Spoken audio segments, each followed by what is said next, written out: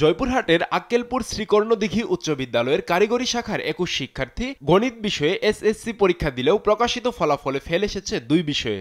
এ ঘটনায় এলাকায় সৃষ্টি হয়েছে চাঞ্চল্যকর পরিস্থিতি। কারিগরি বোর্ডের ত্রুটির কারণে এমন সমস্যার সৃষ্টি হতে পারে বলে মনে করছেন বিদ্যালয়ের প্রধান শিক্ষক। নম্বরপত্র দেওয়ার সময় এ সমস্যার সমাধান হয়ে যাবে বলেও মন্তব্য করেন তিনি।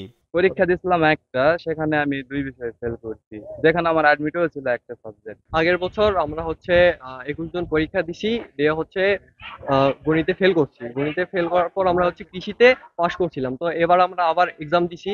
তো এক্সাম দেওয়ার পর আমরা গণিতে পাশ করছি, কিন্তু কৃষিতে ফেল আসছে। তো এটা শুধু আমাদের সাথে হয়নি, আমাদের বাচ্চা যেগুলো ছিল তাদের সবার সাথেই হয়েছে। গণিতে ফেল করেছিলাম, কিন্তু কৃষিতে A+ পাইছিলাম। এবার 2025 সালে পরীক্ষা দিয়েছি গণিতে, সেটাতে আমি পাশ করেছি, কিন্তু আমার কৃষিতে ফেল দিছে। বিষয়টি বোর্ডের ঊর্ধ্বতন কর্তৃপক্ষকে অবগত করার কথা জানান সংশ্লিষ্ট কর্মকর্তা। শিক্ষার্থীদের কোনো ধরনের কোনো সমস্যা হবে না। আমরা সবাই মিলে একসাথে হয়ে কাজ করছি এবং যে রেজাল্টটা তাদের প্রাপ্য সেটাই তারা পাবে। দ্রুত সমস্যার সমাধান চান শিক্ষক, শিক্ষার্থী ও অভিভাবকরা।